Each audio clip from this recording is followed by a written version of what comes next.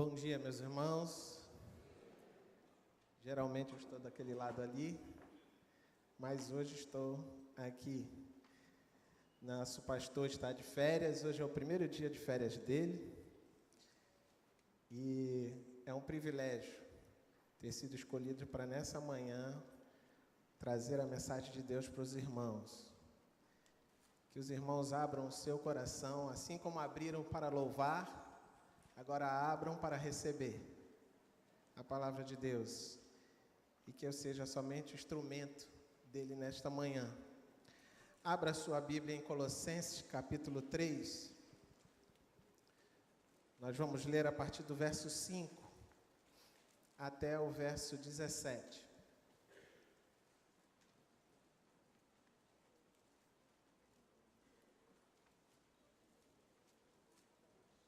Colossenses 3, versos 5 ao 17. Diz assim: Assim, façam morrer tudo o que pertence à natureza terrena de vocês: imoralidade sexual, impureza, paixão, desejos maus e a ganância, que é a idolatria. É por causa dessas coisas que vem a ira de Deus sobre os que vivem na desobediência, as quais vocês praticaram no passado, quando costumavam viver nelas. Mas agora, abandonem todas essas coisas: ira, indignação, maldade, maledicência e linguagem indecente no falar. Não mintam uns aos outros, visto que vocês já se despiram do velho homem com suas práticas, e se revestiram do novo, o qual está sendo renovado em conhecimento à imagem do seu Criador. Nessa nova vida, já não há diferença entre grego e judeu, circunciso e incircunciso, bárbaro e cita, escravo e livre, mas Cristo é tudo e está em todos. Portanto, como povo escolhido de Deus, santo e amado, revistam-se de profunda compaixão, bondade, humildade, mansidão e paciência. Suportem-se uns aos outros e perdoem as queixas que tiverem uns contra os outros. Perdoem como o Senhor lhes perdoou. Acima de tudo, porém, revistam-se do amor, que é o elo perfeito. Que a paz de Cristo seja o juiz em seu coração, visto que vocês foram chamados para viver em paz, como membros de um só corpo, e sejam agradecidos. Habite ricamente em vocês a palavra de Cristo. Ensinem e aconselhem-se uns aos outros com toda a sabedoria e cantem salmos, hinos e cânticos espirituais com gratidão a Deus em seu coração. Tudo o que fizerem, seja em palavra, seja em ação, façam-no em nome do Senhor Jesus, dando por meio dele graças a Deus Pai. Amém. Nosso Deus, nosso Pai, nós te pedimos, ó Pai, que o Senhor fale aos nossos corações nesta manhã, assim como já falou ao meu. Nós te pedimos, ó Deus, que o teu Espírito passeie em nosso meio e nós tenhamos o entendimento da tua palavra. Em nome de Jesus. Amém. Meus irmãos, Paulo escreve aos Colossenses, embora estando na prisão. Paulo estava preso, mas ele ainda podia manter contato com o exterior através das suas cartas. E ele escreve aos Colossenses justamente numa época em que a igreja estava recebendo mensagens, heresias, através de falsos mestres, que vinham ensinar à igreja algo sobre Cristo que diminuía Jesus, o seu sacrifício, a sua divindade para aquela igreja, e aquela igreja estava consumindo esse ensinamento, desvirtuando da verdade. E no capítulo 3, Paulo vai descrever, vai dar diretrizes para uma conduta apropriada da igreja. Diretrizes para uma conduta apropriada de um cristão. São verdades que todo cristão que foi, obviamente, não é, que foi convertido ao Senhor Jesus, que tem uma nova vida, deverá ter. E nós separamos aqui 4 verbos nesse texto que nós vamos descrever, assim como a lista que Paulo descreve para os irmãos de Colossos. Primeiro é façam morrer. Em algumas traduções diz exterminai. Se nós olharmos a versão com a palavra exterminar é algo mais, vamos dizer assim, incisivo, mais definitivo. Toda vez que nós usamos o verbo exterminar, é algo que nunca mais vai existir, você nunca mais vai ver. E Paulo está dizendo assim, façam morrer. Eu gostaria de ver aqui, quantos irmãos trouxe, né, no seu bolso, ou na sua carteira, na sua bolsa, a sua certidão de óbito. Poxa, meus irmãos, era para cada um de nós estarmos com a nossa certidão de óbito. Porque Paulo diz que nós já morremos com Cristo. E quando Paulo escreve aqui, façam morrer, vejam bem aí o verso 5, acompanhem comigo. Façam morrer tudo que pertence à natureza terrena de vocês. Então, nós deveríamos estar, junto com a nossa identidade, a nossa certidão de óbito. Todas as vezes que nós fôssemos atacados por Satanás, nós levantávamos a nossa certidão de óbito. Olha, isso aí já morreu. Isso eu não pratico mais. Todas as vezes que nós formos atacados, nós devemos levantar a nossa certidão de óbito. Esse aí que você está acusando, não sou mais eu. Já morreu. A lista de pecados que Paulo coloca aqui, no verso 5, marcavam os colossenses porque eles praticavam isso antes de serem convertidos a Jesus. E é possível que um desses você também praticava quando você não tinha aceitado a Cristo. Mas Paulo nessa lista apresenta, na primeira lista, que são 3, ele lista pecados sexuais e sociais. O primeiro deles é imoralidade sexual. Algumas traduções trazem prostituição, que vem da palavra porneia. A palavra porneia, ela é mais abrangente quando se fala em prostituição. Vai desde um sexo antes do casamento, como fora do casamento, ou também bestialidades sexuais, homossexualidade. Tudo isso está dentro da palavra porneia, prostituição. A palavra de Deus diz em Provérbios 29:3, que o homem que ama a sabedoria dá alegria a seu pai, mas quem anda com prostitutas dá fim à sua fortuna.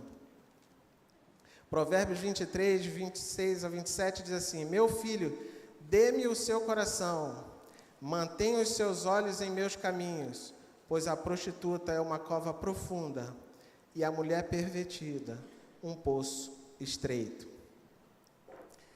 A palavra prostituição também é ligada ao verbo vender. Vender o sexo. Obviamente, se tem a venda, há quem compre. E Paulo diz que nós deveríamos exterminar isso da nossa vida. Notem bem que a igreja de Colossos, ele está escrevendo para a igreja, para aqueles que aceitaram a Cristo, mas que parece que estava com algo ainda guardado consigo.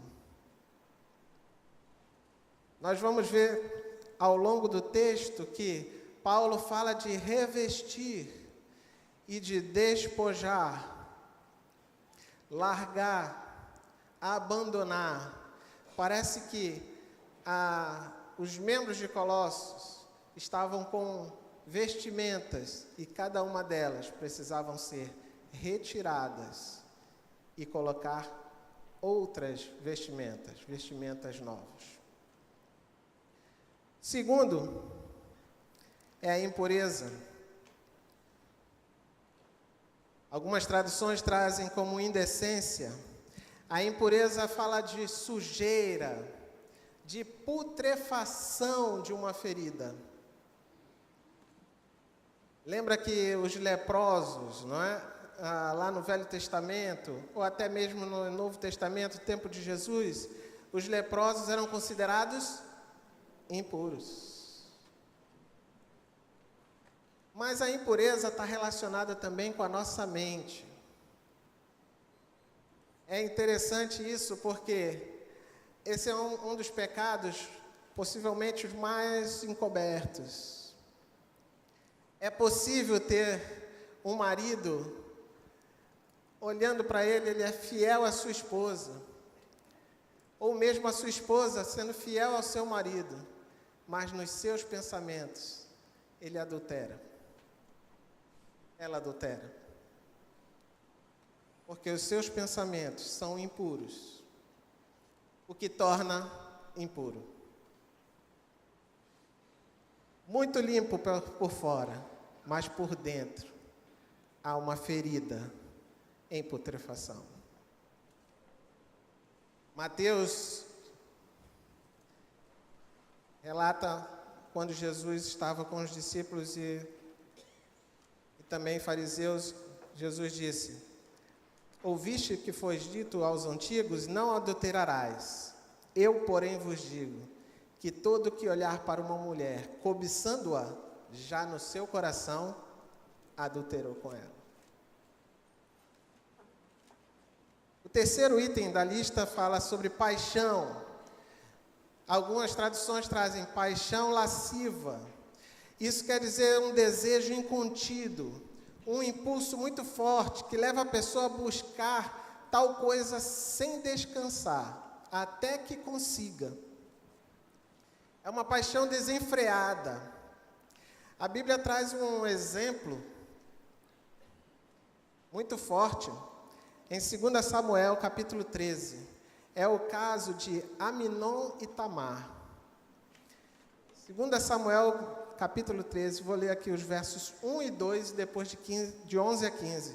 Diz assim: depois de algum tempo, Aminon, filho de Davi, apaixonou-se por Tamar. Ela era muito bonita e era irmã de Absalão, outro filho de Davi. Ou seja, Tamar era meia-irmã de Aminon. Aminon ficou angustiado a ponto de adoecer por causa da sua meia-irmã, Tamar, pois ela era virgem e parecia-lhe impossível aproximar-se dela. Mas a partir do verso 11 diz assim: mas quando ela se aproximou para servi-lo, ele a agarrou e disse: deite-se comigo, minha irmã. Mas ela lhe disse: não, meu irmão, não me faça essa violência. Não se faz uma coisa dessa em Israel, não cometa essa loucura. O que seria de mim? Como eu poderia livrar-me da minha desonra? E o que seria de você? Você cairia em desgraça em Israel. Fale com o rei, e ele deixará que eu me case com você. Notem que a Tamar ainda apresenta uma solução para Aminon. Uma solução viável, mas Aminon não quis ouvir, e sendo mais forte que ela, violentou-a. Logo depois, Aminon sentiu uma forte aversão por ela, mais forte que a paixão que ele sentira, e disse a ela: levante-se e saia daqui. Isso é a paixão lasciva. Ele queria, de todas as formas, estar com Tamar. Não respeitava nem o fato dela ser uma meia-irmã dele. Ainda que qualquer outra mulher que fosse virgem em Israel, ele não poderia tomar dessa forma. Mas ele, pela sua paixão incessante, é tão forte, esse impulso tão forte, ele vai e violenta a sua própria irmã. Mas no texto também nós temos pecados sociais, que vamos chamar assim, desejos maus ou desejos malignos. É desejar o mal para outros ou para o que é dos outros. É um desejo também intenso, pervertido, tem origem no maligno. Por isso chama desejo maligno. Ora, para que veio o maligno? Para matar, roubar e destruir. Os desejos maus, os desejos malignos, passam por um desses três.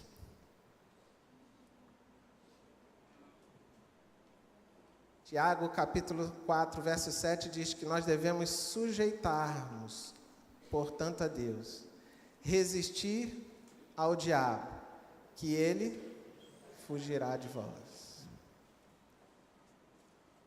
Também temos na lista ganância, ou cobiça, ou avareza, que é desejar sempre mais sem nunca se satisfazer.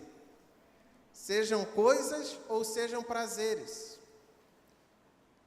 É idolatria porque todo aquele que tem a avareza, ele coloca o que ele deseja no lugar de Deus, na sua vida. Deus deixa de ser o primeiro lugar na sua vida e aquilo que ele deseja, ele coloca lá no primeiro lugar. E todas as vezes que nós tiramos Deus do primeiro lugar da nossa vida, nós praticamos idolatria.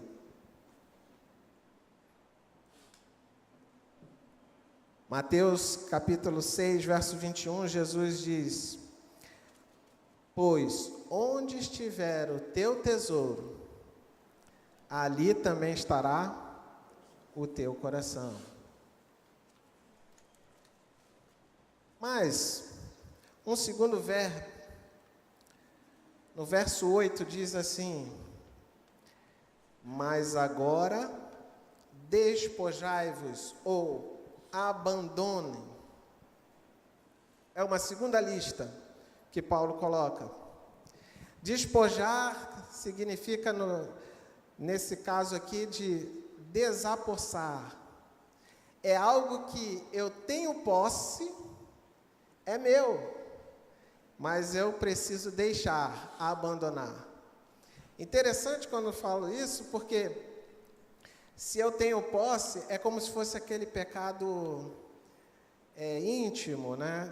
De estimação, como muitas vezes a gente fala, algo que, vamos dizer assim, é mais fácil eu cometer. Mas eu preciso despojar, tirar isso de mim, abandonar isso da minha vida. E a primeira da lista, e aí fala de relacionamentos, é a ira. A ideia aqui da palavra ira é de ferver. É aquela pessoa que tem um temperamento explosivo. Por qualquer coisa, explode. É o pavio já com um palito de fósforo e a caixinha para acender. Não tem controle sobre as tuas ações. Pode ofender uma pessoa, como ao mesmo tempo agredir, inclusive fisicamente. Porque ele está ali fervendo e ele explode, ele coloca isso bem claro quando acontece. Provérbios 15:1 diz que a resposta calma desvia a fúria, mas a palavra ríspida desperta a ira. Se um de nós aqui temos que nos despojar da ira, nós precisamos reverter uma situação. Nós precisamos ter sempre uma resposta calma, branda. Se nós conhecemos alguém aqui que se ira facilmente, também vamos praticar isso. Vamos ter sempre uma palavra branda. porque ela desvia a fúria. A segunda da lista é indignação, muito parecido com ira. A diferença é que na indignação, a pessoa fica igual a um vulcão. Está fervendo por dentro, mas demora para explodir. É aquela pessoa que mascara a reação. Ela quer esganar o outro, mas ela se controla, está fervendo ali por dentro. Fica indignado. Fica irado por mais tempo, porque não explode. Mas quando explode, sai de baixo. Não é? Interessante que essas pessoas são as pessoas que mais têm dificuldade de perdoar. Porque fica remoendo por dentro. Ele fica queimando dentro do coração. As pessoas não conseguem perdoar.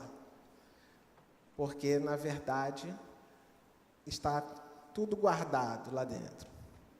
Remoendo. Maldade, em outras traduções, malícia, tem relação direta com Satanás. Tudo que é relativo a mal tem relação direta com Satanás. É quando a pessoa fica feliz quando o outro cai. Ela pratica o mal porque ela quer ver o outro cair, quer ver o outro tendo alguma dificuldade. E quando isso acontece, fica feliz. Normalmente a pessoa que pratica maldade ou tem malícia, ela é forte no engano, ela é astuciosa. São características, são itens do caráter de Satanás. Ardiloso, né? Fica sempre na espreita, esperando o momento para ver cair. Atos 13, verso de 8 a 10, Saulo, na verdade Paulo e Barnabé foram chamados pelo procônsul. Ele queria ouvir da palavra de Deus, mas existia Elimas, o encantador na história. E Elimas resistia-lhes, procurando desviar a fé do procônsul. Olha só aí a maldade, a astúcia, o engano. Não é? Enquanto Barnabé e Paulo estavam pregando a palavra de Deus, ensinando a verdade para o procônsul, Elimas trazia engano no coração do procônsul. Todavia, Paulo, cheio do Espírito Santo, fitando os olhos nele, disse: ó filho do diabo, cheio de todo engano e de toda malícia, inimigo de toda a justiça, não cessarás de perverter os caminhos retos do Senhor? É justamente isso. Pessoas que praticam a maldade, que praticam o engano. O outro item diz sobre maledicência. Maledicência é difamação, é um insulto. E quem pratica ofende a outra pessoa, fala mal do irmão. Muitas vezes a maledicência vem com uma aparência, né? A pessoa que pratica isso vem com uma aparência de santo. Vamos orar pelo irmão fulano, e aí conta a história, né? Vamos orar pela irmã fulana e conta a história. O interesse maior não era a oração, era contar a história. Falar algo mal do irmão. E Tiago 4:11 nos alerta: irmãos, não falem mal uns dos outros. Nós somos o corpo de Cristo. Quando falamos mal de um irmão, falamos de nós mesmos. Falamos mal contra o corpo.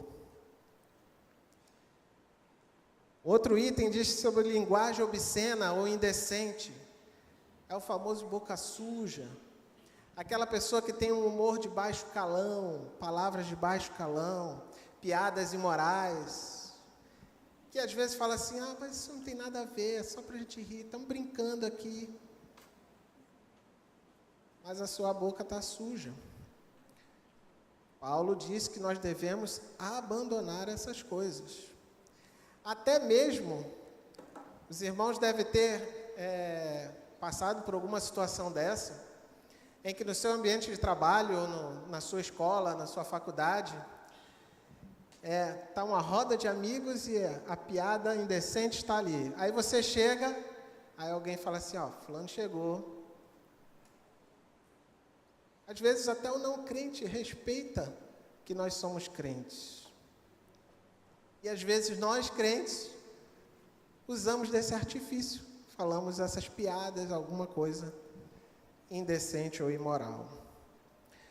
Colossenses 4 diz, o seu falar seja sempre agradável e temperado com sal. Colossenses 4:6, para que saibam como deveis responder a cada um.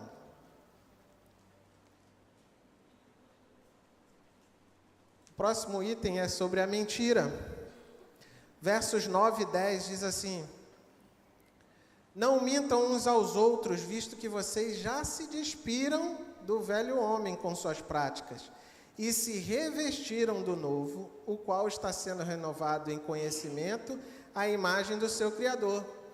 Quando mentimos, também prejudicamos a nós mesmos.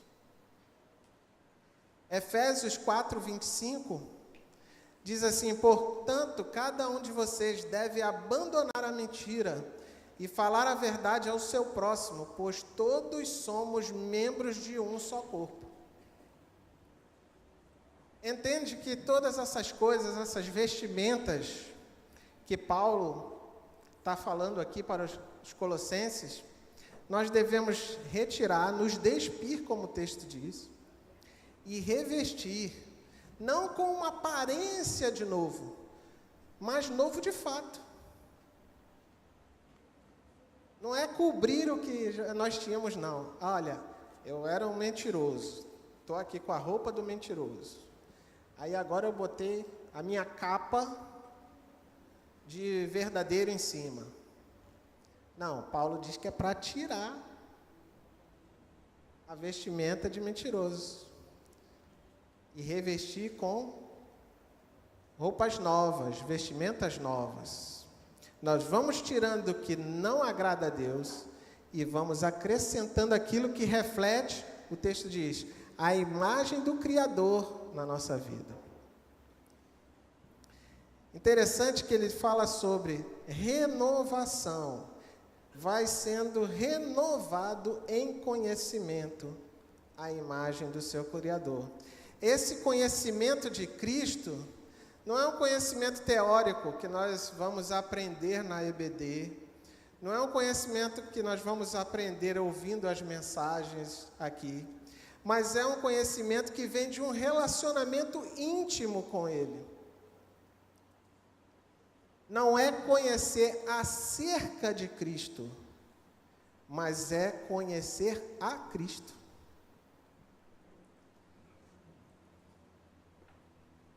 O pecado, ele deixou turva a imagem de Deus em nós.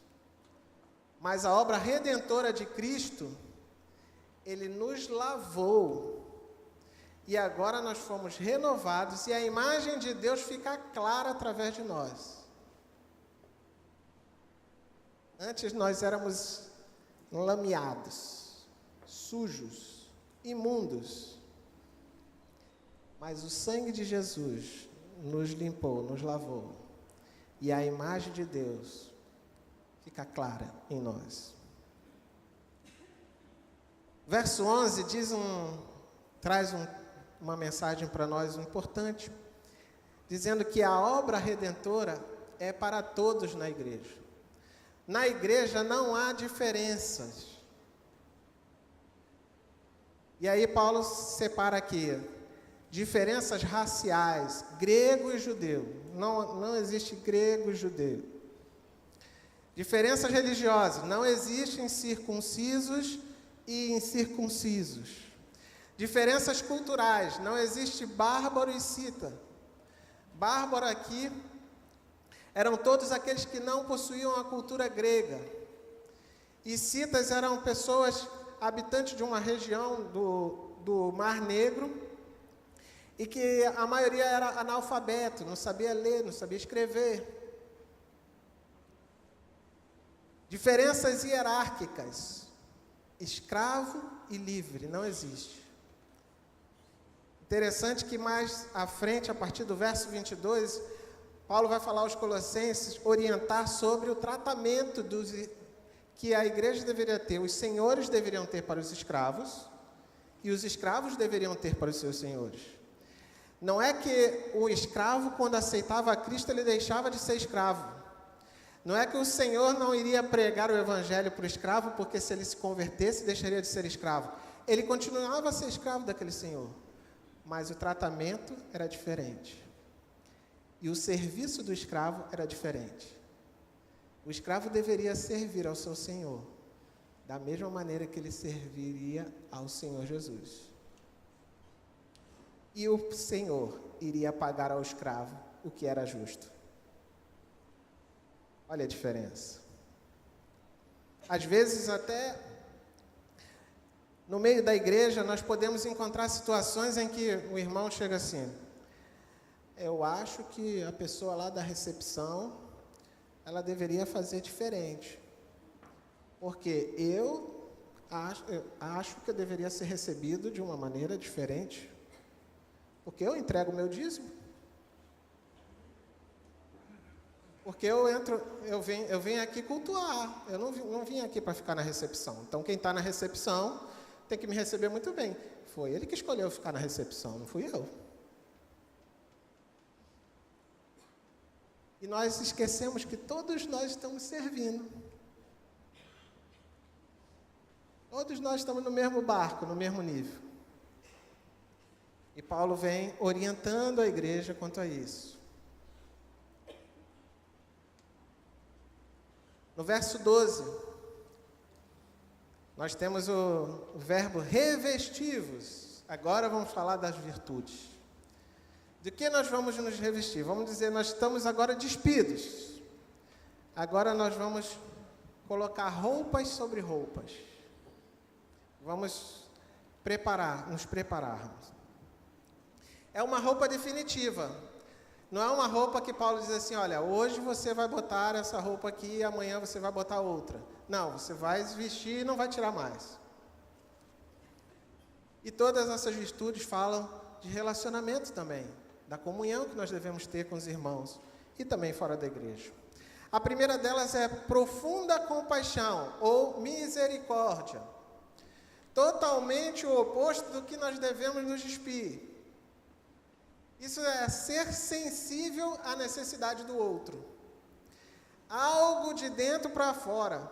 No texto aqui, essa palavra profunda, ela está relacionada com entranhas. Tem traduções que falam de entranhas.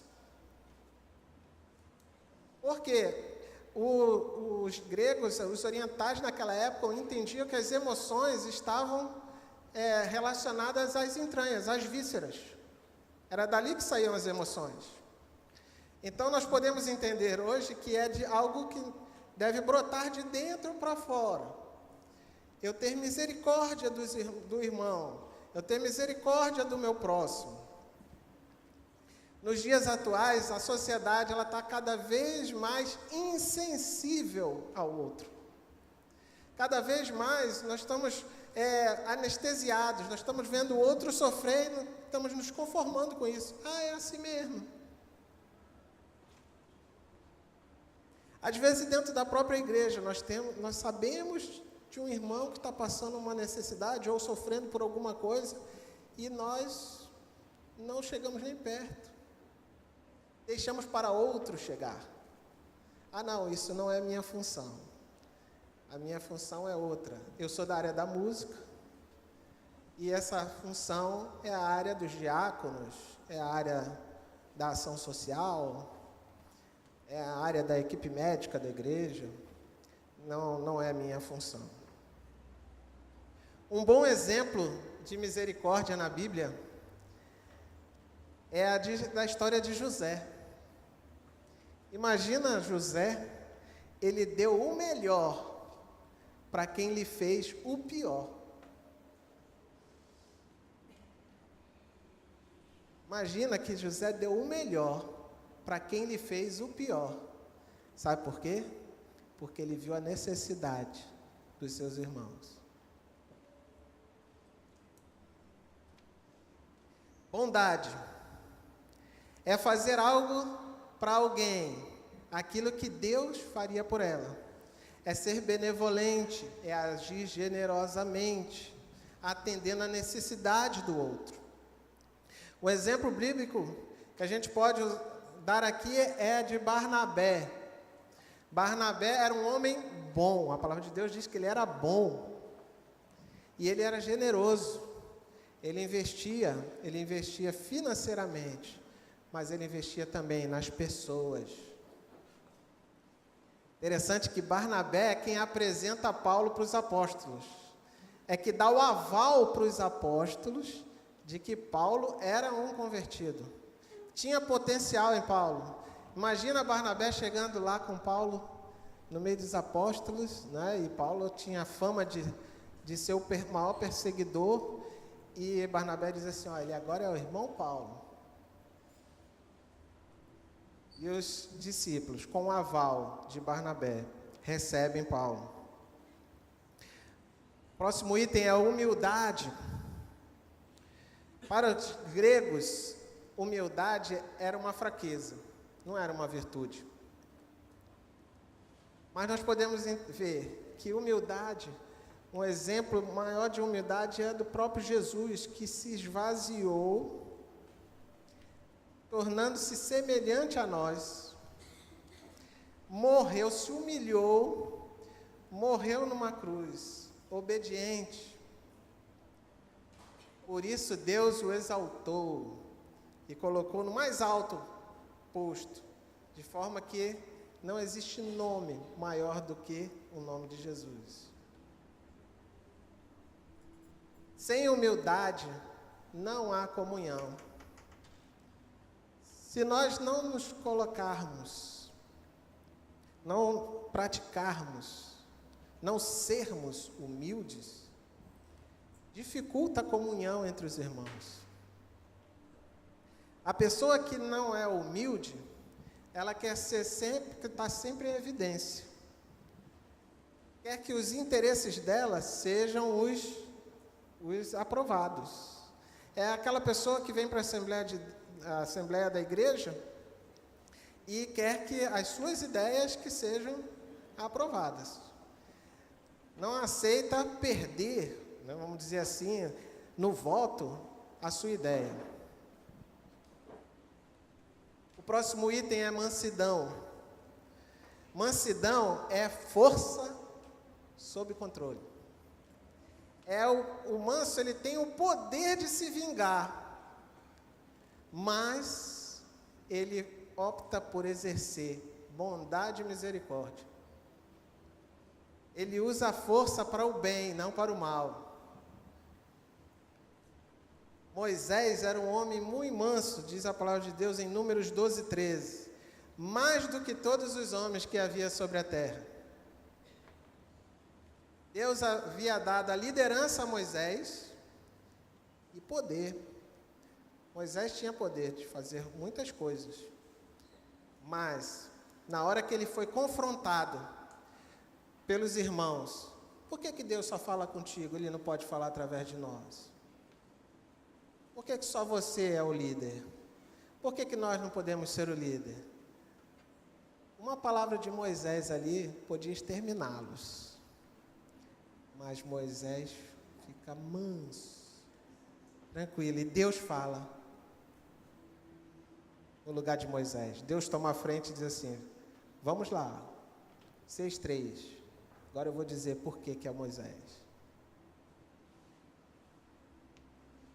Outro item, meus irmãos, é paciência e longanimidade.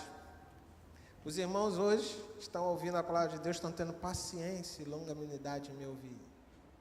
Mas é uma tolerância ao extremo, é ir além. Nós devemos nos lembrar, meus irmãos, quanto Deus é paciente conosco, quanto Deus é longânimo. Se nós nos lembrarmos disso, eu tenho certeza que nós também seremos longânimos uns com os outros.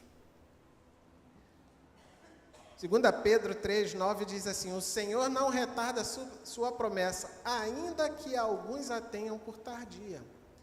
Mas o Senhor é longânimo para conosco, não querendo que alguns se percam, senão que todos venham a se arrepender. Deus está sempre dando um tempo a mais para nós. Ó, que maravilha, Deus sendo longânimo conosco.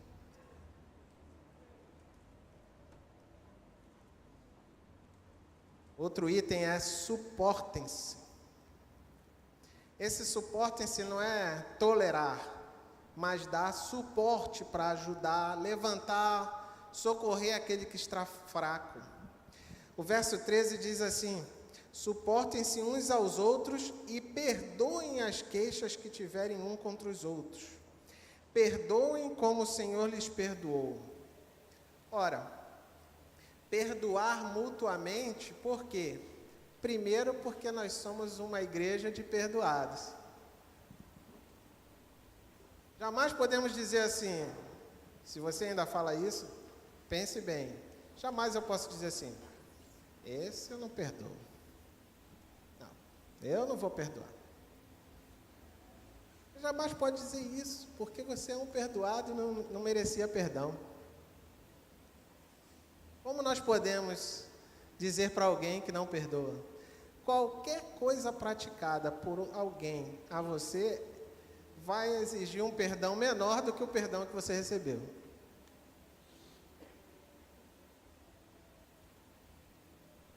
Segunda coisa é porque nós temos queixas mesmo uns dos outros. Nós não somos igreja de perfeitos. Todos nós cometemos erros. E precisamos perdoar uns aos outros e sermos perdoados.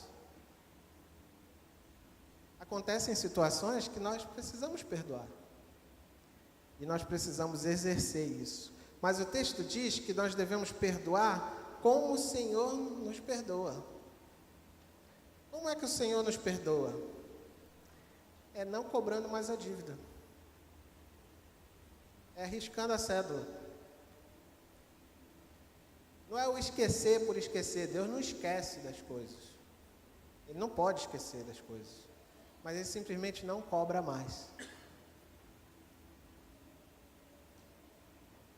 Verso 14 diz que, acima de tudo, nós estamos colocando vestimentas, uma em cima da outra. E agora, por cima de tudo, nós vamos colocar o amor. O amor é o elo que une, mantém todas as outras coisas no lugar. Nada sai sem passar pelo amor. Sem o amor não faz sentido nenhuma virtude dessa. Não faz sentido.